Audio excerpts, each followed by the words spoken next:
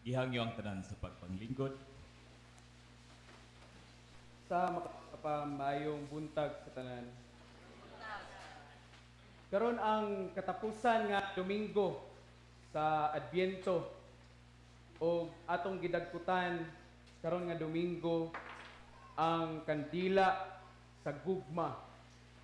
Ug kung naminaw ta sa gibasa nga ebanghelyo, atong nasayran or atong nadungog kung unsa kadako ang gugma ni Maria ngadto sa Ginoo. Isip inahan sa iyang gisabak nga si Jesus. And today is the last Sunday and week in Advent, but our preparation does not stop or end here. Pero ang atong pagpreparar sa maong pang-adlaw-adlaw nato nga preparasyon dili matapos diri lang sa panahon sa Adbyento. We continue to prepare every day in our lives as we wait for the second coming of our Savior Jesus Christ. Today we lit the last candle of our preparation, which is love. And if we are to define the word love, but what is our definition? Kung ipa-describe sa ato ang word gugma, how are we going to describe it? Saan nato paghulagway anang gugma? There are a lot of definitions of love. Klase-klase mga meaning, paghulagway sa gugma. Some base it according to their own experience. Ang uban, ila kining ibase ang definition tungod sa ilahang experience or to what they heard from others. Or ang uban, ila pong kining ihulagway base kung unsay nadungog gikan sa uban. And the Bible has its own definitions of love. Ug ang Biblia usab naa say mga definition sa gugma. Klase-klase nga mga bersikulo atong mabasa bahin sa gugma. 1 John 4:8 ang Dios gugma. Okay? 1 John 4:19, we love Him because He first loved us. 1 John 4:20, perfect love casts out all fear. Okay? John 15:15, love is this, that a man would give his life for a friend. Daghan mga definition sa gugma diya sa Biblia nga ato makita. But the ultimate and direct to the point meaning sa gugma is found in John 3:16. Kabalo mo ana? Ito ng John 3:16. Ayaw kamo adil.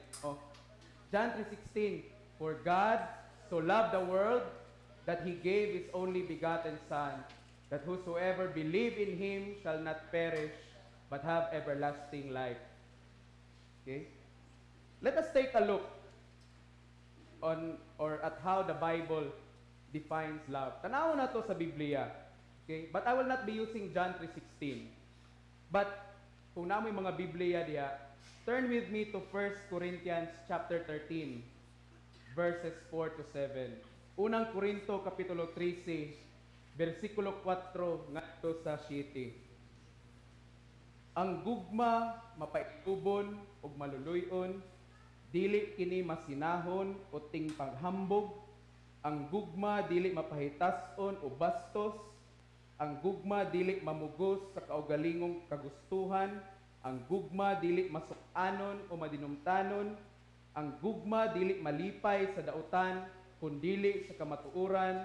Ang gugma mupailob, mutuo, mulaom, o mulahutay gayod. Saint Paul defined love as this. Giingani paghulag ni San Pablo ang gugma. Ang mga tao, ang mga taga-Korinto. Isa nga mao ni ang gugma. Love is patient, love is kind, it does not envy, it does not boast. Daghan pa. Okay? But atong isa-isahon. Una ta, love is patient and kind.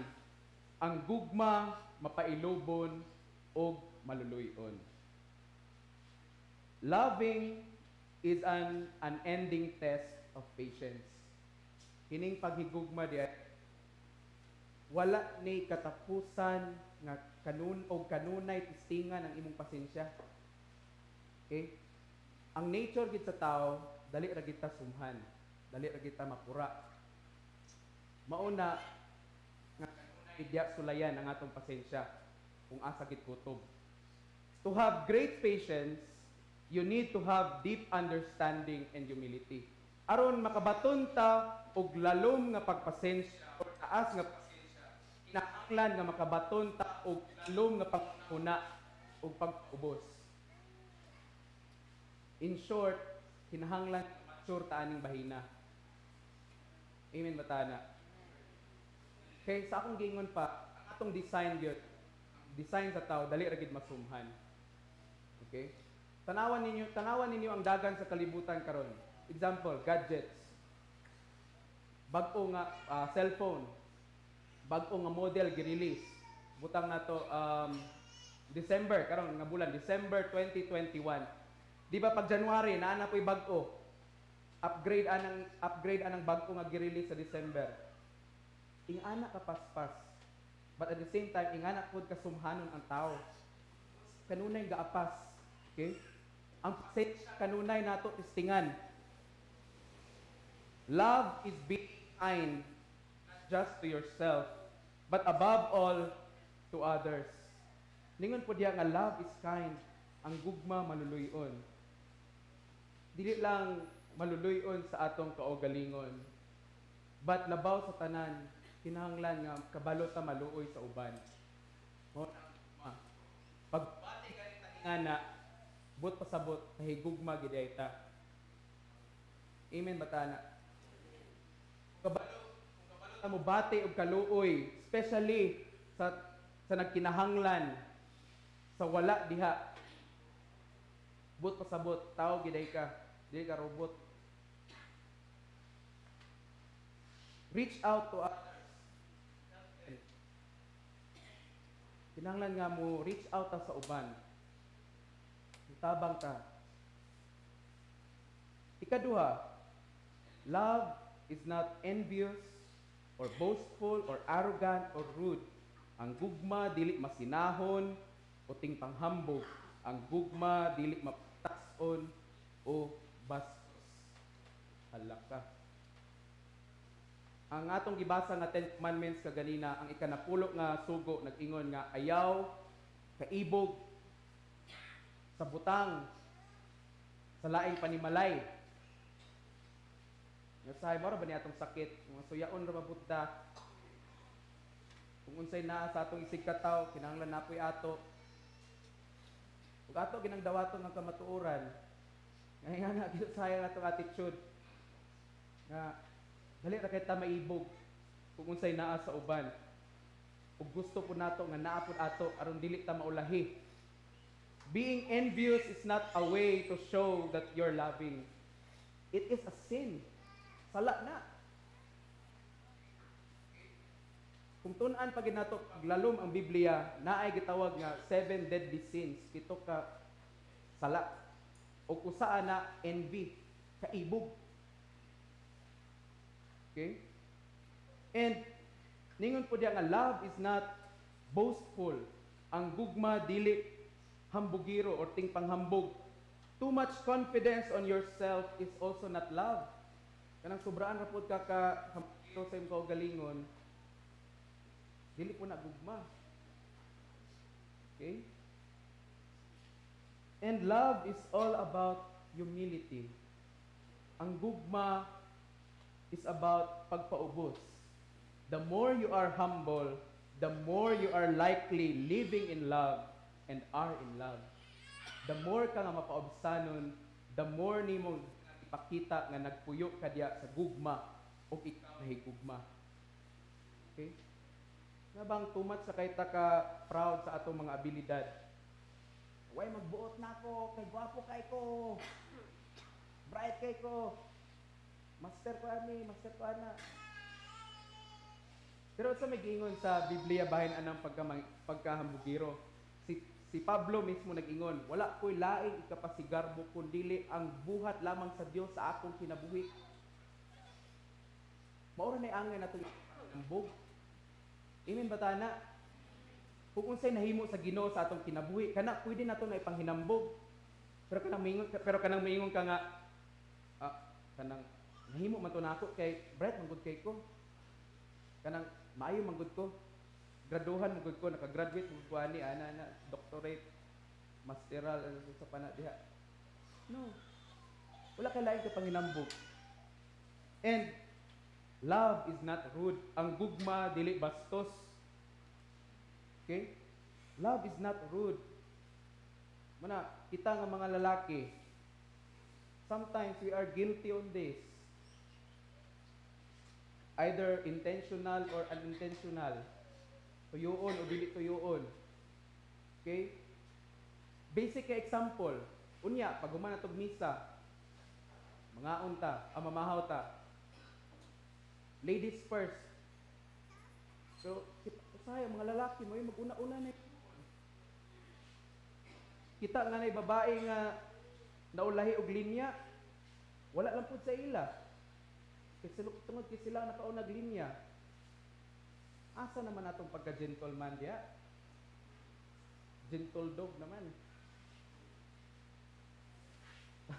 Usa sa kundi malimtan, sa akong ninang, paano siya karon sa Amerika. Sa una, sabot niya, pero ambot lang, ano sa to? Eh, kay, tudluan, sige, kanunay gito siya sulti nako, mayroon gito siya nga, gong man to yung tawag sa siya, gong, ingani gini mong buhaton kong ha, pag mag-ubay gani kag babae gani, niya nagbaklay-baklay mo dalan, ayaw gina siya ibutang dito sa danger side. Yan pasabot ba nga, pagbutang sa the plate, ma-side sweep. Jagong, mas may pag ikaw ma-side sweep ka sa babae, una, sila pa ako edad na to, 11, 12, 13. Kasi pasabot dani. Pero gitiman-an ako to. Gitiman-an ako until nga nahimo na akong habit. Pero bisag gani nga usahay ka na magubay mo sa una sa mga barkada dito sa Cagayan. Tungod kay naanda nako, bisag mababae ka o lalaki ka, ako ginapermente magpakilid. Kaya akong una-una, bahalag ko, dili lang sila. Kinaan, mo may natanong sa ako Okay? Pero later on, nariyat na katunan ko na sa eskwelahan, but at the same time, na-realize ko nga, it's not just about, dili lang siya about sa babae or sa panadiha, being a gentleman. It's about giving your life para sa uban. Unahon nimo pagtagad at kaysa sa imong kaugalingon. O as I grew up, hiya pa nako na-realize nga it is also a form of love. Dili necessarily romantic love, mag-romantic love is lalaki. Diba? It's a form of love, friendship, familial love. Dili bastos. Love is not rude. Mana kamo mga babae, bastoson gani mo, dagan na dayon mo diretso. Tignan na lang dayon nga salamat sa tanan. Ay nagpakita. Kung naamo kagahapon sa katong mga naa diri kagahapon sa kasal, nag-share si Father Azul nga duha ra kuno ka sekreto sa successful nga kaminyoon. Mga asawa, tahura ang inyong bana. Mga bana, higugmaa ang inyong asawa. Mao kuno nang sekreto sa successful nga kaminyoon. Mao na nga asawa, sige mo tahuron sa inyong bana, aksyon na gid mo kabalaka. Di na nagugma. Okay? Mga asawa, di na mo higugmaon sa inyong bana, aksyon na mo kabalaka. Okay? Kaya again, klaro kayo, dili ako naghimo-himo ra ni. It's the Bible that says itself that love is not rude. Gugma dili bastos. Ikatulo, love does not insist on its own way. It's not irritable or resentful. Ang gugma dili mamugos sa kaugalingong kagustuhan. Ang gugma dili daling masuko o madinumtanon. Love is not self-centered. Ang gugma dili lang na para sa imo. Amen ba tana? Kay usahay nakafocus ra kay ta sa atong kaugalingon. Sige ra tag na-focus sa tag love yourself kay may atong kadungog ni Justin Bieber. Love yourself. Sige, love yourself. Ang tod, di ba matingalan na lang ka. Hindi nakakabalo mo bati para sa uban. Mura na kag-robot. It is always concerned on the needs of others. It is what we call sacrificial love. Okay? Jesus demonstrated this kind of love towards us. Gipakita ni Kristo kini nga klase nga gugma, kining sacrificial love. Kanang gugma nga andam mo sakripisyo para sa kaayuhan sa uban. He died for us so that we will be saved. Nagpakamatay siya alang kanato aron kita maluwas. He put our need over himself. Iyang gibutang ang atong panginahanglanon ibabaw kaysa sa iyang kaugalingon. And love is not quick to anger. Ang gugma dili-dali nga masuko. Amen ba mo na mga ulitan? Nasakpan na ino kisay ulitan. Love is not quick to anger. Mana kanang mga kanang bitang normally maulit magita tay mo mapikon. Pero nagi mga tao kanang bang murabag huipan lang nimo imo lang huipan kada gamay ba? Masuko na dayon tandugo na nimo gamay ulitan kaayo. Og sige ko pamalandong while nagtuon ko sa akong wali. Kuwangan na may ngani nga mga tao. Og usara ko na conclude yun. Kulangan na sila og paghigugma sa ilang kaugalingon. Kulang na sila paghigugma sa ilang kaugalingon. Di siguro nila madawat or di nila mahigugma ilang kaugalingon. Naiuban nga maayo kay mahigugma sa uban pero pag abot sa ilang kaugalingon, di balisod ka nila higugmaon ng ilang kaugalingon. Kanunay mag self-pity. Kanunay negatibo ang panlantaw sa kaugalingon. Pero maayo kay mudasig sa uban. Kaya lagi nimo na ang Ginoo uban nimo pag-abot sa kaugalingon, dili ko bugo man ko. Pangit man ko, wala yung gusto na ako. Negative, you're so negative, pessimistic. You need to love yourself first before you can truly love others. Amen batana. Kinahanglan nga higugmaon sa nato ang atong kaugalingon aya ta tinuuray. Take note of the word truly, tinuuray. Tinuuray nga makahigugma ngadto sa uban. Sama nga gihigugma kita ni Kristo mao nga kahibalo pud ta nga mahigugma sa uban. 1 John 4:19, we love him because he first loved us. Nahigugma kita kaniya kay siya unang nahigugma kanato. Diba? Kailang alam man nga mahigugma ta na wala saan nato pagkahigugma sa uban kung walay nahigugma nato. And we are created to love. Mao gid na atong design.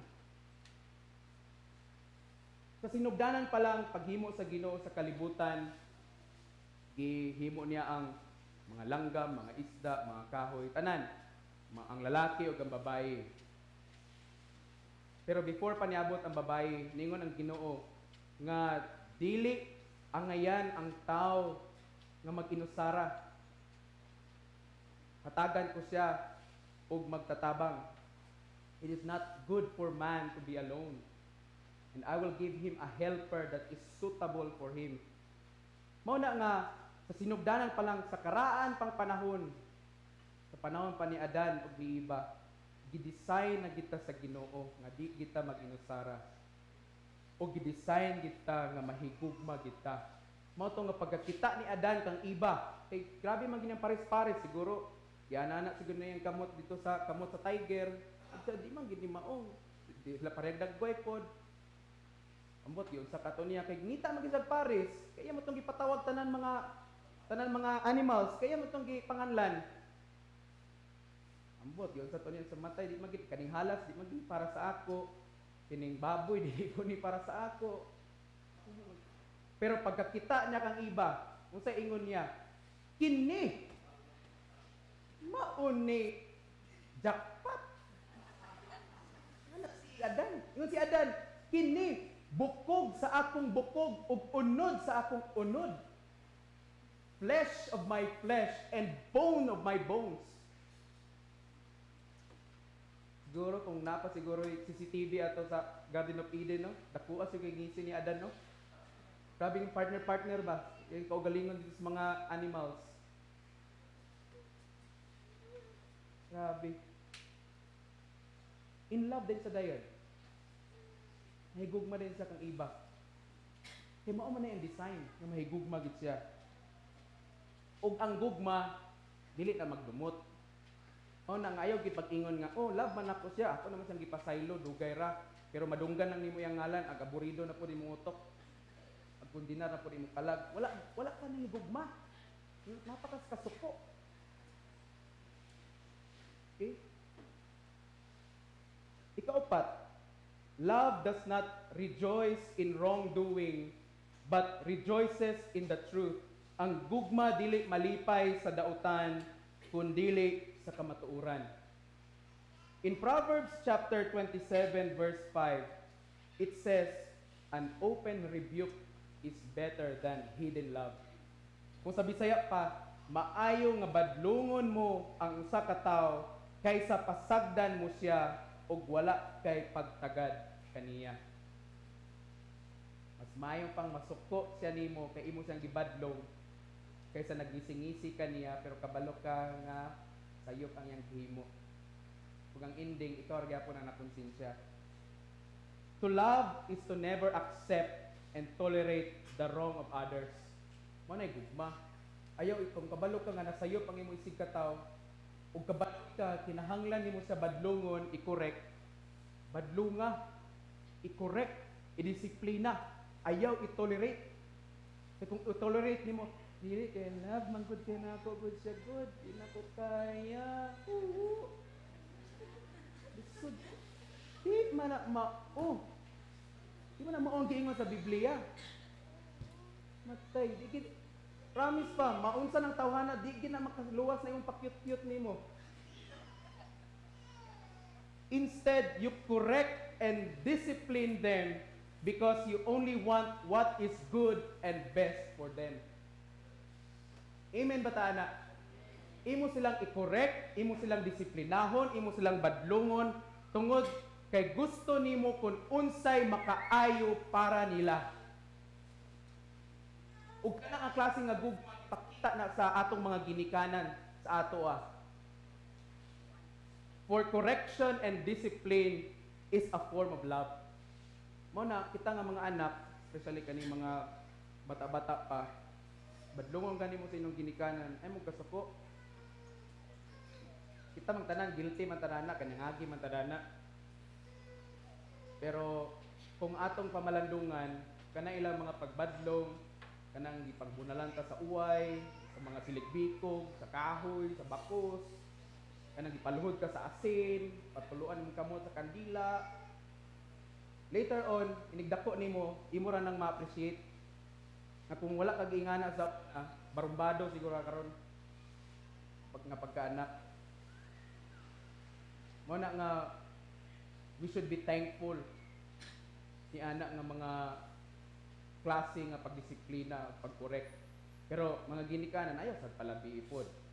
Kay basig lahi ra ba atong gobyerno karon kay pangbunalan lang pwede na mapriso.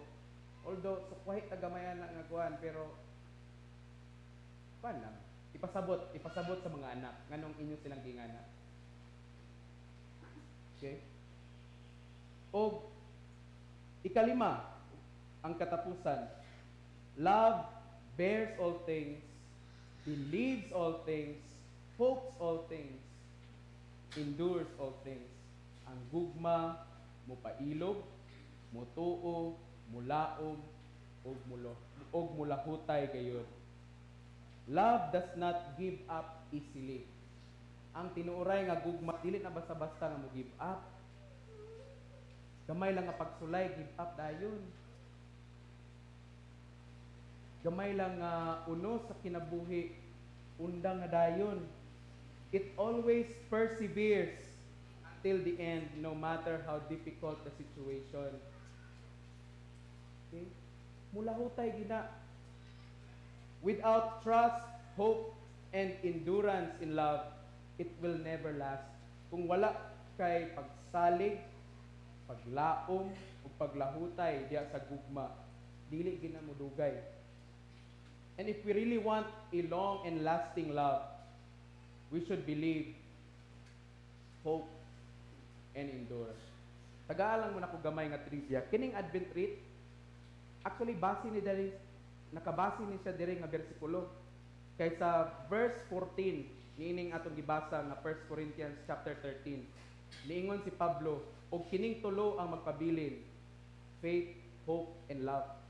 Although na ay joy diri nakabutang kay gidugang naman ni sa kuan sa simbahan, sa katibuk-ang simbahan, giagrihan man nila nang adugangan ug kanang Christ candle din nga puti. Pero ang Bible ingon sa and these three remain, faith, hope, and love. Mao ni siya. Ug ningon din diya, but the greatest of these is love. Mao na nga ang gugma mao ay katapusan nga gidagkutan every Advent. Kay aron nga atong mahinumduman o atong masayran nga mawala ng nga ang labaw ng faith, hope, joy, gugma. Kay mismo ang atong Ginoong Hesukristo ang iyang tuyo sa kalibutan, gugma. Ang iyang paghimog mga milagro, gugma.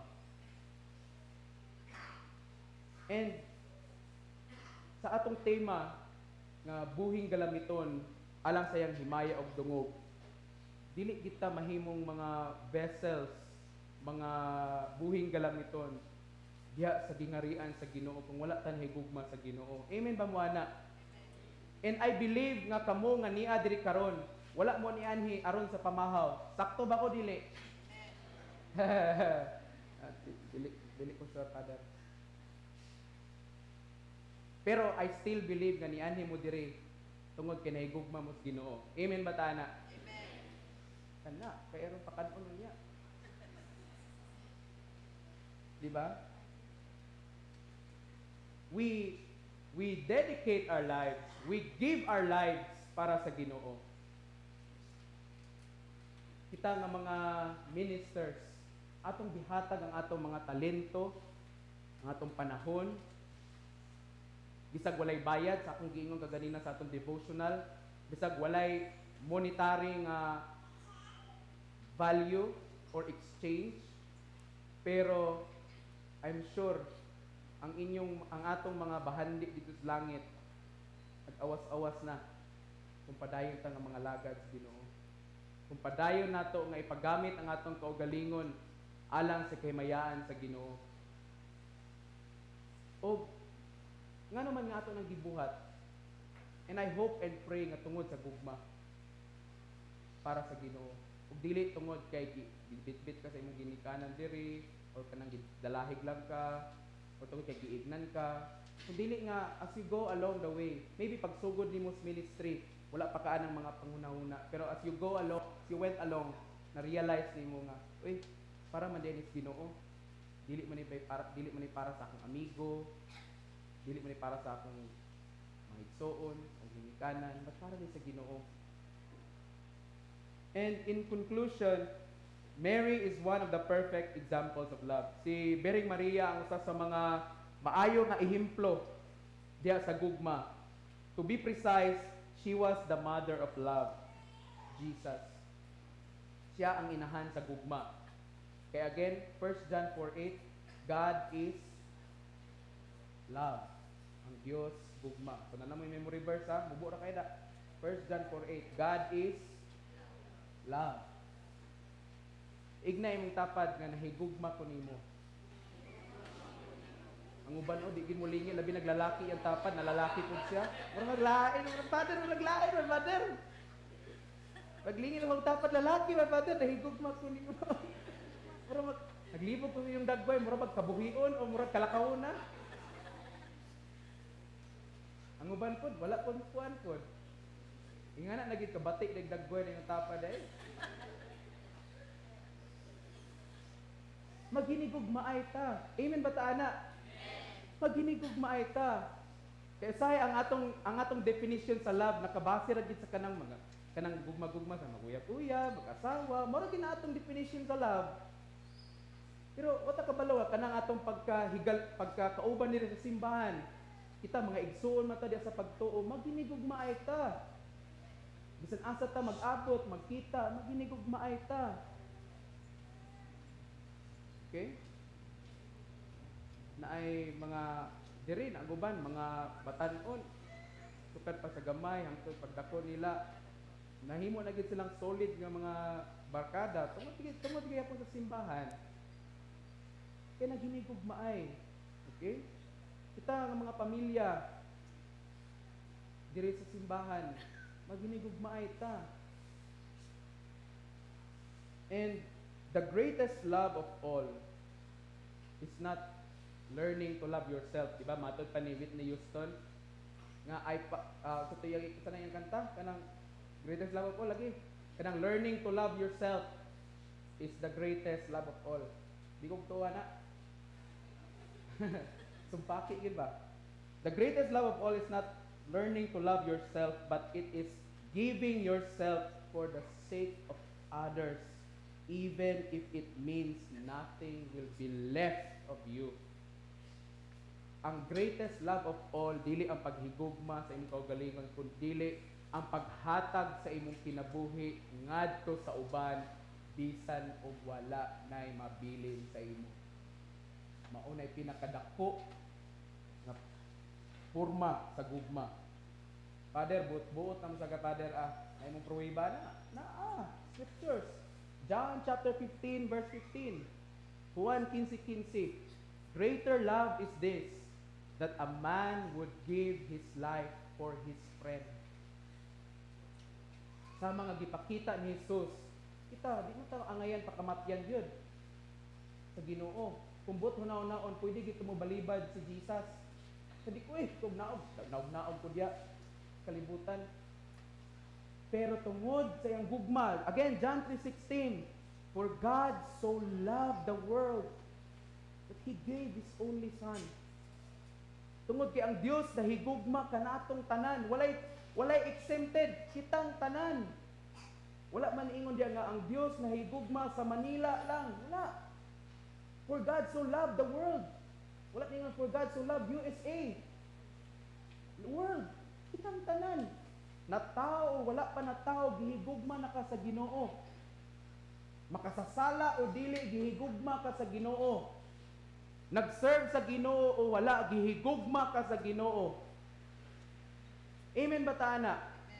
Kinahanglan nga ito ng sabton, kay pag masabtan ganit nato na nga, agtoy, gihigugma day ko sa Ginoo, gipakamatyan day ko sa Ginoo. Kining akong gi-enjoy nga kaluwasan, gikan din sa Ginoo. I tell you, igna, dali ra kay mahigugma sa uban. Dali ra kay mahigugma sa uban. Labi na ang mga tao nga lisod kay higugmaon. Dawato na to sa dili, nagi mga tao nga lisod higugmaon. Ambot ngano na sila. Pero ang Ginoo nay bahala mo dil ana, basta buhata ang imong part. Higugma Ginoo aron makahigugma ka sa uban. Dahil kana gani gamita ang imong gugma sa Ginoo, kana maghigugma ka sa uban, kana imong pundasyon sa imong paghigugma nila. Di ba matingala ka nganong nahimo nimo ni, nganong naingani ka nga sa una dili man ta kaingani. Nganong kaya na nimo ni buhaton para sa uban.